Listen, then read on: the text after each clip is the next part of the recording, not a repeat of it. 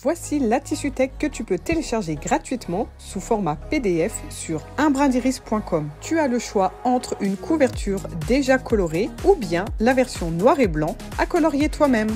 Ça peut être l'occasion d'avoir un petit moment détente et de personnaliser ta couverture à 100%. Ensuite, tu as une page explicative avec un exemple et une légende. Elle te permettra de remplir facilement ta fiche répertoire avec 6 tissus. Tu peux imprimer cette feuille autant de fois que nécessaire et au fur et à mesure que tu achètes des nouveaux tissus. Voici l'exemple pré-rempli ici pour te montrer ce que l'on peut mettre en dessous de son échantillon. Pour le lavage, il peut se faire à la main où tu notes la température ou alors c'est un tissu qui ne se lave pas, comme le cuir par exemple. Ensuite, niveau repassage, pas de vapeur, avec vapeur ou on ne repasse pas. Et tu peux spécifier la chaleur, puis le séchage suspendu à plat ou au sèche-linge. Ici, me voici avec quelques chutes de tissus. Je vais les classer par thème, par exemple enfant, oiseau, fleurs, adulte, Noël, Pâques. Pour chacun d'entre eux, je coupe un petit échantillon au ciseau cranteur et je l'épingle dans l'espace vide. Ici, je découpe 6 tissus dans le thème enfant. Si je n'ai pas encore touché au tissu, je fais en sorte d'en gaspiller le moins possible. Et si je possède plusieurs chutes, je coupe dans des tout petits bouts que je suis sûre de ne pas utiliser pour une création.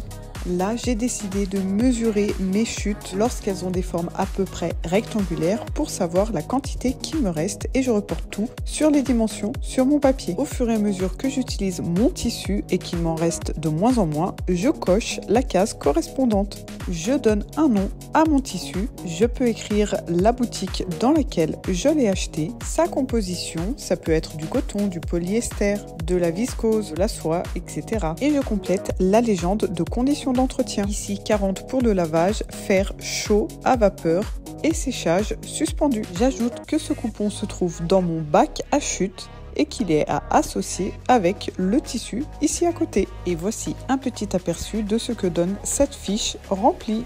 Il ne reste plus qu'à perforer toutes ces feuilles afin de les ranger dans un classeur. Et l'avantage est de pouvoir étoffer ce classeur au fur et à mesure de l'arrivage des nouveaux tissus. Puis tu peux y glisser des intercalaires en fonction de ton choix de tri. Ainsi, tu pourras retrouver très facilement les tissus recherchés et les répertorier en un clin d'œil. J'espère que tu as apprécié ce tutoriel et cette Tissu Tech qui, je l'espère, t'aidera dans la bonne organisation de ton atelier et à répertorier tes tissus. Abonne-toi vite à mon compte et rejoins-moi pour plus de contenu couture.